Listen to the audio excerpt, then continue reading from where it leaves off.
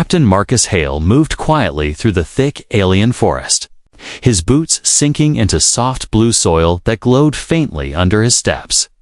He had been exploring planet Erythra for 3 days, searching for signs of intelligent life. But so far, he had only seen strange insects and floating lights that followed him like silent watchers. The air was heavy and warm, carrying a distant echo of voices that did not sound human at all. Marcus felt a shiver run down his spine. Something was wrong here. Something was watching him. He raised his scanner, hoping for a signal. But before he could read the screen, a scream tore through the forest. Sharp and desperate, it was the scream of a child. Marcus did not think. He just ran, pushing through glowing branches and tall silver leaves that cut his arms like paper. Another scream followed, this time weaker, filled with fear. Marcus broke into a clearing and froze in shock. There, surrounded by tall alien warriors, was a small girl with pale violet skin, golden eyes, and hair like white fire. She looked no older than 10, trembling as the warriors closed in. Drawing bows made of bone and dark crystal, Marcus did not understand their language. But he understood their intent. They were going to kill her. Stop! He shouted, stepping forward. The warriors turned toward him with cold, unreadable faces, their armor covered in markings that pulsed like living veins. The child's eyes widened when she saw Marcus, as if she had never seen a human before. For a second, the forest went silent. Even the wind seemed to hold its breath. Then the leader raised his hand, and all the bows pointed at Marcus. He felt the danger instantly. The tips of the arrows were coated with a thick black liquid that dripped like oil. Poison. Powerful poison, if even one arrow hit him. He would not survive long. Marcus slowly lifted his hands, trying to calm them. "I don't want to fight," he said, keeping his voice steady. But the warriors did not understand him. Or maybe they did not care. The child tried to run toward Marcus, but a warrior kicked her back to the ground. That was the moment Marcus made his choice. He sprinted forward, faster than the warriors expected, grabbing the girl and pulling her behind him. The leader shouted an order, and the arrows flew. Pain exploded across Marcus's back and shoulder as 2 poisoned arrows struck him. His body jerked, his breath caught, and the poison burned like fire through his veins. But he held the girl tight and pushed her behind a fallen tree. Shielding her with his own body, the warriors looked shocked for a moment, staring at the human who had taken their killing blows without hesitation. The child touched Marcus's face with trembling hands, whispering something he could not understand. Her voice soft and full of fear. Marcus tried to speak, but his tongue felt heavy, his vision blurred. More warriors appeared, surrounding them. The leader examined Marcus with curious eyes. As if he could not believe what the human had done, he spoke to the others. His tone no longer hostile, but confused, even respectful. Marcus felt the world tilt as the poison spread deeper. Numbing his arms, slowing his heart, the girl clung to him, crying quietly. And he wished he could tell her it was okay, but he could barely breathe now. The warriors lifted Marcus gently, almost carefully, as if he were something precious, not an enemy. They carried him through the glowing forest while the girl walked beside him, holding his hand tightly with her small fingers. Marcus drifted in and out of consciousness. Hearing whispers around him, he could not understand the alien words. But he felt the meaning, concern, urgency. And something like honor. His vision darkened again. But just before everything faded, he heard a young voice whisper close to his ear. A voice that trembled with emotion. "We will not let you die. Human protector." And then the darkness swallowed him completely. Marcus floated in a sea of darkness, yet he felt as if he were still breathing somewhere far away. He could not move. He could not open his eyes. But he felt hands touching him, turning him, lifting him. Voices spoke around him. Soft, musical, and strange. Sometimes they sounded worried. Sometimes angry, sometimes full of hope. He tried to focus, but the poison blurred everything. His blood felt heavy, his heart slow and distant. But every time he slipped deeper into the dark, a small warm hand touched his. He knew it was the alien child, Lyra. Even though he could not see her, her touch was the only thing that kept him from falling into forever sleep. Light flickered around his closed eyelids. Changing from blue to gold to red, he felt something cold slide over his skin. Then something warm pulse inside his body. Machines hummed near him, whispering like insects. They were doing something to him, something he did not understand. At last he managed to open his eyes for a moment. The world around him was blurry and glowing. Tall alien healers moved like shadows, their hands glowing with strange light. Lyra stood near him, watching with wide, worried eyes. When she saw his eyes open, her face lit with relief. And she whispered a word he could not understand.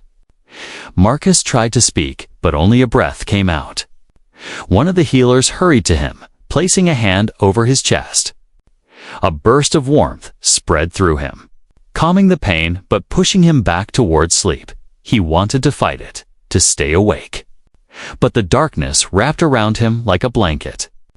Pulling him down again, time lost all meaning. Sometimes he woke for a few seconds. Sometimes he dreamed strange things. He saw stars falling, forests burning, Lyra growing older, then younger again, then older once more. He heard the healers arguing, their voices sharp and tense. "He cannot survive," one voice said firmly. "He must," another voice replied. "He saved the air. He is human," a third voice said in disbelief. "Their bodies are weak, fragile. They break easily, but this one gave his life for her. We owe him everything." Their voices blended together until they became a single hum in his mind. Marcus did not know how long he slept. Hours, days, months, maybe years. Sometimes he felt his body changing. Like tiny machines crawled through his blood, repairing broken veins, healing poisoned flesh. Sometimes the pain was so strong he wanted to scream, but he could not even open his mouth. At one moment, he awoke to see Lyra sitting beside him, her small head resting on his arm. She looked tired, as if she had been crying. She whispered gently, her voice trembling. He did not understand the words, but he felt the meaning. "Please live." Then she was gone again, and everything faded. He fell into a heavy dream where he was standing on a mountain under a green sky. Lyra stood in front of him, but she was no longer a child. She wore silver armor and a crown of crystals. Her eyes fierce and shining. "Wake up, protector," she said. "I need you." But when he reached out to touch her, she turned into light and vanished. Marcus tried to follow, but the mountain crumbled beneath him and he fell through endless darkness. Voices pulled him back again, sharper this time. "He is slipping," a healer said. "We must try something new." "No," another protested. "It is too dangerous. Without it, he will not wake." Marcus felt a burning sensation spread through his chest. His body arched against the table, as if lightning passed through him. Then cool relief washed over him. He gasped, the first true breath he had taken in what felt like centuries. But before he could move, the darkness dragged him back once more. He woke again later, much later, feeling colder. The room around him seemed different. Larger, quieter. The healers were older now. Their armor darker, their movements slower. Even Lyra looked older, maybe 14 or 15. Her voice deeper when she whispered to him. Marcus felt panic rise in his chest. How long had he been lying here? How many years had passed? Lyra touched his face gently, tears in her golden eyes. "Please," she whispered, "come back." Her voice broke like she had lost hope many times before. Marcus wanted to speak, wanted to tell her he was trying. But the darkness still owned him. It wrapped around him once more, pulling him under. And as he sank into the long sleep again, he heard one final voice, calm and certain. He will wake when fate calls him. The protector is not gone, merely waiting. And so Marcus slept. Not for days, not for months, but for 50 long years. Marcus did not wake gently. He woke as if someone had pulled him out of deep water. He gasped for air, his eyes flying open, his heart pounding wildly. The world around him glowed with soft white light, too bright after so many years in darkness. For a moment he could not breathe, could not think. He only felt confusion and a strange heaviness in his chest. Then he heard the low hum of alien machines, slow and stable, like a heartbeat not his own. He blinked until the room came into focus. He was lying on a smooth stone bed, surrounded by tall crystal pillars that pulsed with blue energy. The ceiling above him was painted with unfamiliar stars, slowly shifting as if alive. The air smelled clean, almost sweet. Nothing like the forest where he had been shot. Marcus tried to sit up, expecting pain, expecting weakness, but instead he felt strong, too strong. His muscles responded instantly. His body lighter, faster. He touched his chest and felt smooth skin where the arrows had once pierced him. No scars, no damage, as if 50 years of suffering had never happened. A soft sound came from the side of the room. Marcus turned quickly, surprised by how fast his body moved. A group of alien attendants stood there, watching him with wide, glowing eyes when he looked at them. They bowed deeply, their heads lowered in respect. Marcus froze, unsure why they were doing that. One attendant spoke softly. "He wakes, the protector wakes," another whispered. "The queen must be told at once. Protect Queen." Marcus tried to speak, but his throat felt dry and unused. "How long?" he whispered, his voice cracking. The attendants exchanged looks, unsure if they should answer. Finally, one stepped forward and said, "A lifetime for some." "A moment for you." That answer chilled him. But before he could ask more, the doors at the far end of the chamber opened. A soft light filled the hallway beyond. Slow footsteps echoed as someone approached. The attendants immediately dropped to one knee. Their heads bowed. Marcus's pulse quickened, unsure who could command such respect. And then she stepped inside, tall, graceful, wearing shining silver armor that reflected the blue light of the room. Her hair was long and white, like starlight, flowing behind her in a soft wave. Marks of glowing gold crossed her skin, symbols of royalty and power. Her eyes, those same golden eyes he remembered from the forest, looked at him with deep emotion. But they were no longer the eyes of a child. She was grown now, a woman, a warrior, a leader. Marcus stared at her. Breathless, he knew her, even after 50 years. He would know those eyes anywhere. "Lyra," he whispered. Her lips curved into a small, trembling smile. She walked forward slowly, like she feared he might disappear again if she moved too fast. Then she did something Marcus never expected. She knelt before him, placing one hand over her heart. A gesture of deep honor in her culture. "Protector Marcus Hale," she said softly. "Welcome back." Marcus shook his head, overwhelmed. "You grew up," he said, not knowing what else to say. Lyra let out a breath that sounded almost like a laugh. "Yes," she said. "I waited 50 years for you to wake." The words hit him like a blow. He had known time passed, but hearing it spoken so simply made his chest tighten. "I should be dead," Marcus whispered. Lyra's expression softened. "You almost were." Many times she reached out and held his hand gently. "We saved you because you saved me." Her voice trembled. "And because our people believed it was fate." Marcus swallowed hard. Trying to understand everything. Why do they call me Protector? He asked.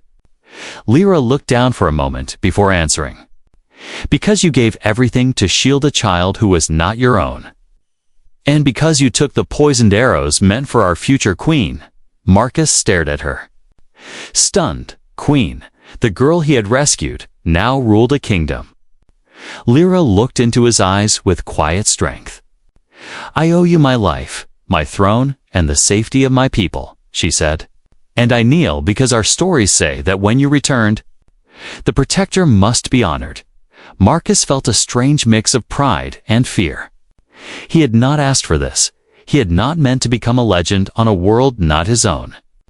But when he looked at Lyra older, stronger, shaped by years of war and responsibility, he felt something else. A connection, a promise that began the day he saved her life. Before he could speak again, a loud horn echoed outside the chamber. The attendants stiffened. Lyra stood quickly, her expression turning serious.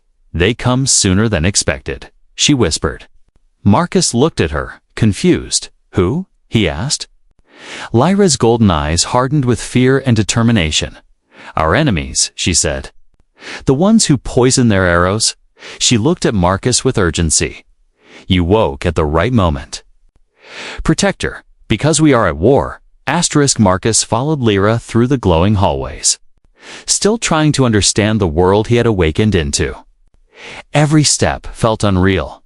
He had gone to sleep in pain and confusion, surrounded by healers and strange machines. Now he was walking beside a woman who had been a child only decades ago, outside the healing chamber. The palace opened like a living crystal mountain. Blue and silver towers rose high above the city, each glowing softly in the fading light. Strange birds with 4 wings circled the sky.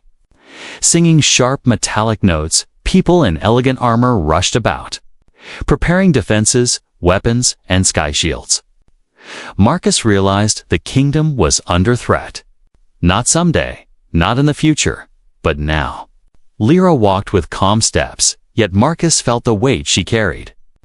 She was young for a ruler, but there was strength in her posture, a quiet confidence shaped by years of struggle.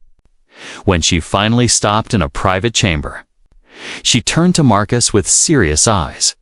We do not have long, she said softly. But you deserve answers. Marcus nodded, his heart heavy with the need to understand. Start from the beginning, he said. How did I survive, Lyra? She took a slow breath, her eyes drifting toward the glowing wall where ancient symbols shifted like water. When you fell in the forest, our healers brought you here, she said. The poison was unlike anything we had treated. Even one arrow was enough to kill a strong warrior. But you took 2. She stepped closer, her voice softening. My people believed you were sent by fate. Marcus let out a shaky breath. Unsure how to respond, I didn't save you for fate, he said quietly. You were just a kid.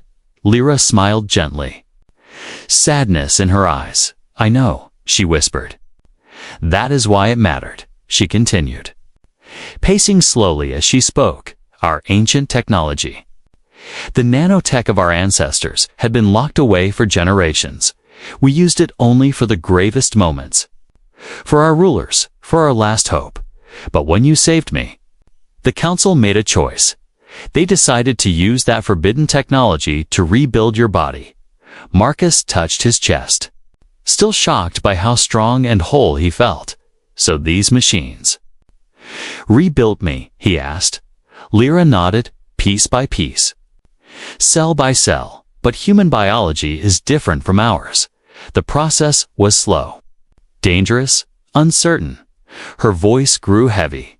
You died 3 times, she whispered. And each time they pulled you back, Marcus's heart thumped hard. He had known it had been a long sleep, but hearing how close he had come to death made his throat tighten. How long was I unconscious? He asked, though he feared the answer. 50 years. Lyra said quietly. 5 decades. Marcus sank onto a crystal bench.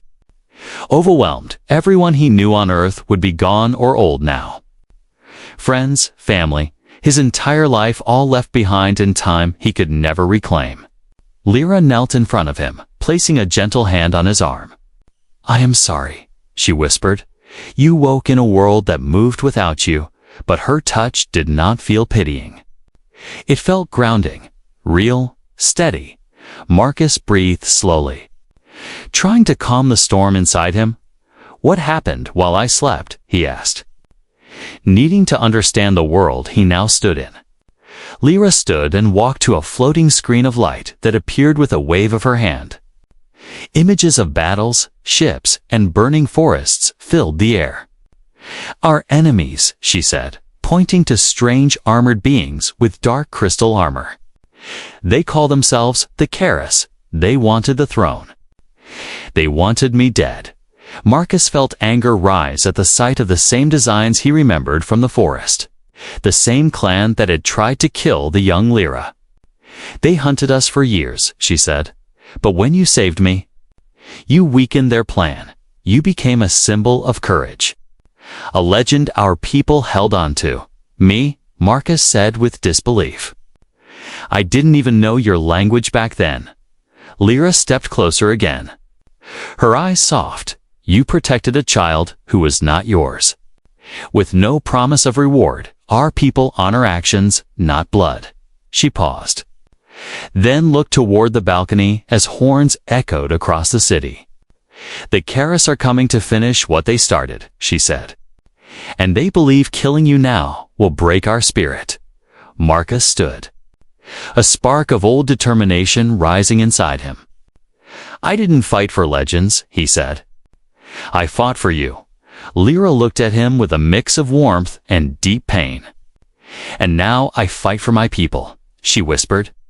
"But I cannot win alone." She held out her hand, a symbol of trust between ruler and protector. "Will you stand with me again?" Marcus Hale, the weight of 50 lost years pressed on him. But he felt something stronger rising inside.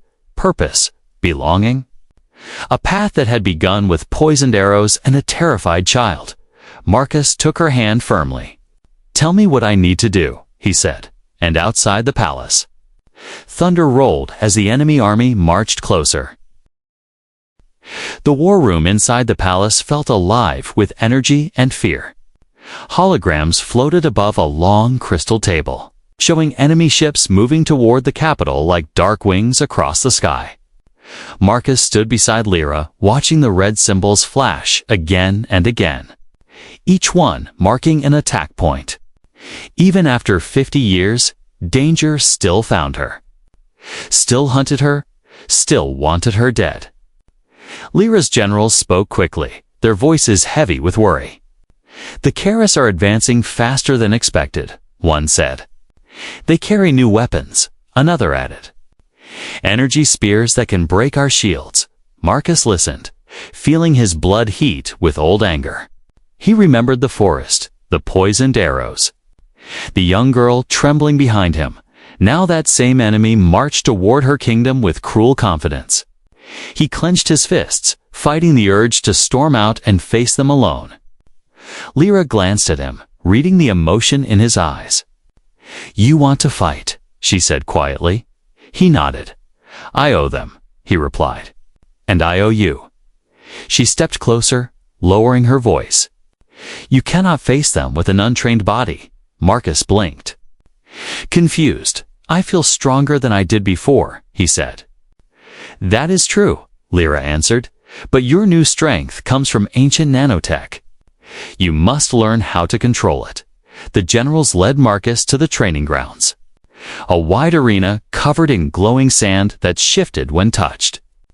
Alien warriors stood in formation, their armor reflecting sharp blue light. When Marcus entered, every warrior bowed to him. They whispered the same word he had heard since waking. Protector. Marcus felt strange hearing it. He had been a soldier before, but never someone people bowed to. He stepped into the arena, tension and curiosity stirring inside him. A tall warrior named Kale stepped forward, his armor marked with battle scars, I will test you, Kale said. Tapping his chest in greeting, Marcus copied the gesture. Unsure but trying, Kale smiled slightly. Good, he said. Now defend yourself, before Marcus could respond. Kale moved fast, too fast for a normal person's eyes to follow. But Marcus reacted on instinct. His body turned, his arm shot up. And he blocked Kale's strike with surprising force. The impact sent a shockwave across the sand. The crowd murmured in awe. Marcus stared at his own hands, surprised by the strength flowing through him. Kale nodded in approval. You are faster, Kale said. Much faster than a human should be. Marcus exhaled slowly. Trying to calm the rush of adrenaline, what else can I do? He asked. Kale answered, not with words, but action. The warrior activated a training drone that fired beams of light toward Marcus. Marcus dodged left, then right, then jumped higher than he thought possible. His reflexes sharpened with every move. Every cell in his body felt awake, alive, ready. Like something ancient inside him had opened its eyes. The drone shot faster beams, but Marcus adapted quickly. He grabbed a fallen staff and swung it with perfect control. Shattering the drone into sparks, the warriors cheered, their voices echoing through the arena. Kale bowed deeply, something few warriors did. You are ready, he said. More ready than you think, but the test was not over. The sky suddenly darkened as alarms echoed across the capital. A giant projection lit the arena, showing a Karis warship approaching the city walls. Its hull was shaped like a massive claw. Glowing with crimson energy, the enemy had arrived. Lyra appeared at the arena entrance, her armor shining under the harsh lights. Her face was calm, but her eyes carried heavy worry. The Karis demand surrender, she said. They want me? Or they threaten to destroy our shields. Marcus stepped forward immediately. What do they want with you? He asked. Lyra looked away, her voice quiet. They believe I carry knowledge that belongs to them. And they believe killing you will break our people. Marcus felt anger rise like fire in his chest. So they still want to finish what they started 50 years ago, he said. Lyra nodded. They fear you? She whispered. They fear the story of the Protector. A new hologram flickered in the air, the enemy leader, towering and armored, eyes burning like embers. His voice echoed through the entire capital. Give us the Queen, he growled, or your precious Protector dies again. The crowd trembled. But Marcus did not. He stepped closer to the projection. His voice steady and cold. Come try, he whispered. The warriors behind him roared with pride. Lyra looked at him, torn between fear and hope. You do not have to do this, she said softly. Marcus shook his head. I do, he answered. Because I won't let them take you. Lyra's eyes softened, glowing like molten gold. And I will not let you stand alone, she whispered. The horns of war echoed again, deeper, closer. The ground shook as Karis forces marched toward the city. The final battle had begun. And Marcus Hale stepped forward, stronger than he had ever been, ready to face the enemy who had tried to kill him twice. The sky above the capital turned dark as the Karis warships descended. Red clouds formed around their engines, spreading fear like a shadow across the city. Sirens echoed through every street. Every tower, every home, people rushed to shelters. Warriors took positions on the walls, and the ground vibrated from the weight of marching machines. Marcus stood beside Lyra at the highest balcony of the palace, watching the enemy advance. His heart beat hard, but not from fear. He felt fire instead. A rising determination he had not known since the day he first stepped into the forest to save her. Lyra placed one hand on the railing, her voice steady despite the danger. They will attack our shields first, she said. If they break them, the city will fall in minutes. Marcus nodded, tightening the straps of the alien armor Kale had given him. I'll stop them, he said. Lyra looked at him. Fear flickering in her golden eyes. "Do not die again," she whispered. Her voice breaking for a moment, Marcus gave her a small smile. "I'll try my best," he replied. The palace gates opened, and the warriors marched out in shining formation. Marcus walked among them, Kale by his side. All around him the people watched in silence, some touching their foreheads, some whispering prayers when Marcus passed. Their eyes filled with hope. The legend of the Protector had returned, and they believed he could save them on the battlefield. The Karis forces lined up like a dark metal sea. Their leader stood in front, towering, armored in black crystal, carrying a spear that burned with red fire. He lifted his weapon and roared. The sound shook the ground, sending waves of fear into the air.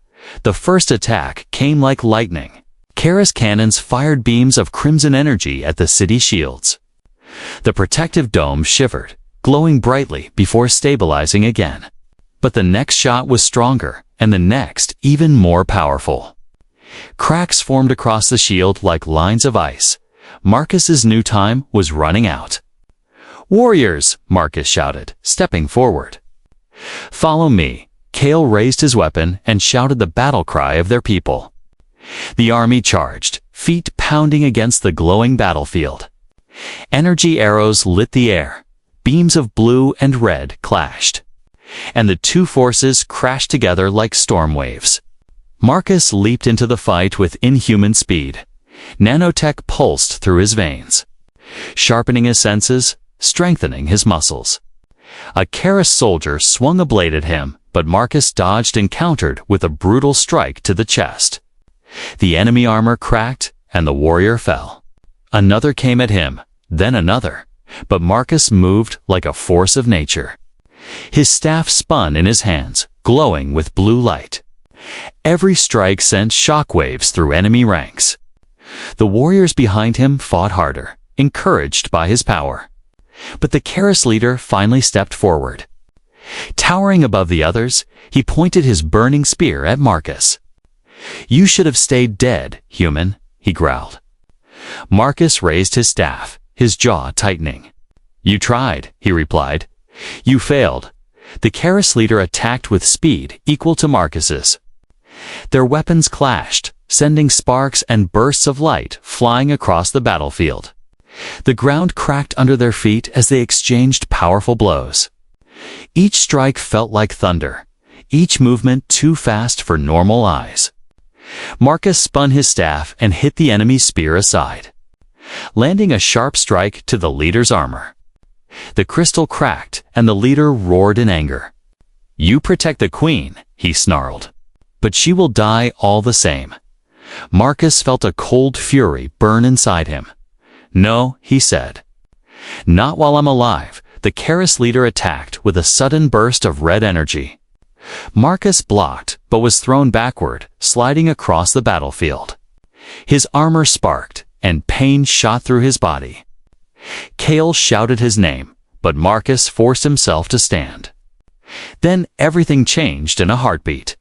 Marcus saw Lyra on the battlefield's edge, fighting with her royal guard, her armor glowing bright. She moved with skill, strength, and courage. But the Karis leader saw her too. He lowered his spear, eyes burning with dark purpose. Marcus's blood turned to ice. "No," Marcus whispered. The enemy leader charged toward Lyra at deadly speed. She turned too late. Marcus sprinted, pushing his body beyond its limits. The nanotech inside him burned like fire. He reached her just as the Karis leader thrust his spear. Marcus threw himself between them. The spear pierced his side, burning poison flooding into his blood. He fell to his knees, the world spinning. Lyra screamed his name. Catching him before he collapsed completely, the Karis leader pulled back his spear, ready to strike again, but Lyra stepped in front of Marcus, her eyes blazing with fury and grief. The warriors of her kingdom roared and rushed toward the enemy. The battlefield exploded into chaos. Marcus felt darkness pulling him again, familiar and cold. He heard Lyra's trembling voice near his ear. "Please stay," she whispered. "Don't leave me again." His vision blurred. His body grew heavy, and the world faded into darkness. Just as it had 50 years before, Marcus felt himself falling into the same cold darkness that had taken him 50 years ago. But this time, the darkness felt heavier, thicker, filled with a burning poison that spread through his veins like fire. His breathing grew slow, his heartbeat unsteady.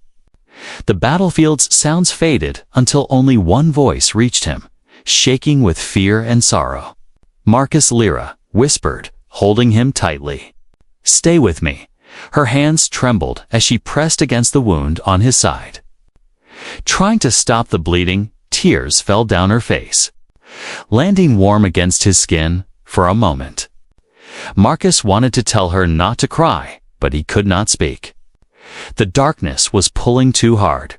Warriors rushed around them, forming a shield to protect their queen and her fallen protector. The Karis forces were breaking, pushed back by the rage of Lyra's people. But Marcus barely saw any of it. His world shrank to Lyra's face, her golden eyes full of pain. "Don't go," she whispered, voice cracking. "I lost you once for 50 years, she said. "I will not lose you again." Marcus tried to breathe, but the poison burned like ice inside him. His vision dimmed until Lyra's face became only a warm blur. The last thing he felt was her hand gripping his tightly, refusing to let go, and then everything went silent. He slipped into darkness once more, not knowing if he would ever return. The world went black for what felt like eternity, but then something changed. He felt warmth, soft and slow, moving through his body like a gentle river. Light touched the edges of the darkness, pushing it back. A humming sound echoed inside his chest. Different from before, deeper, stronger. Marcus opened his eyes, gasping for air. He found himself lying in a room of glowing crystal. Not the battlefield. He blinked, confused, trying to understand. "Am I alive?" he whispered weakly. A healer stepped beside him, smiling faintly. "Yes," the healer said. More than alive, Marcus frowned, not understanding, before he could ask. The doors slid open silently. Lyra entered, still wearing her damaged armor, her hair messy from battle. But her eyes were full of light the moment she saw him awake. She rushed to his side and fell to her knees, relief breaking through her expression like sunlight after storm clouds. "Marcus," she whispered, "you returned." He tried to sit up, surprised by how strong he suddenly felt. His body no longer burned with poison. Instead, he felt energy flowing through him. "Bright and powerful, Lyra," he said softly. Touching his healed side, "How am I alive?" she gestured to the healers, who bowed before speaking. "The nanotech inside you completed its final stage," one healer explained. "It merged fully with your cells, adapting your body beyond human limits." Marcus stared in shock. "What does that mean?" he asked, his voice quiet. Lyra reached out and took his hand gently. "It means," she said softly, "you can no longer be killed by simple poison. It means your body repairs itself faster than before. It means you are not the same human who once fell in the forest." Marcus felt a chill and warmth at the same time. "So what am I now?" he whispered. Lyra looked into his eyes with awe and emotion. "You are our eternal protector," she said, her voice full of truth. For a moment he could not speak. He had never wanted to be a symbol, never asked to be a legend. He had only wanted to save a small, frightened girl. Yet that simple act had led him here, to a world that now saw him as a guardian shaped by fate. Lyra squeezed his hand, her eyes softening. "You saved me when I had no crown," she whispered. "You saved me again when I carried the weight of a kingdom. I kneel to you not because of stories, Marcus," she said, "but because my life belongs to you." Marcus felt something shift inside him.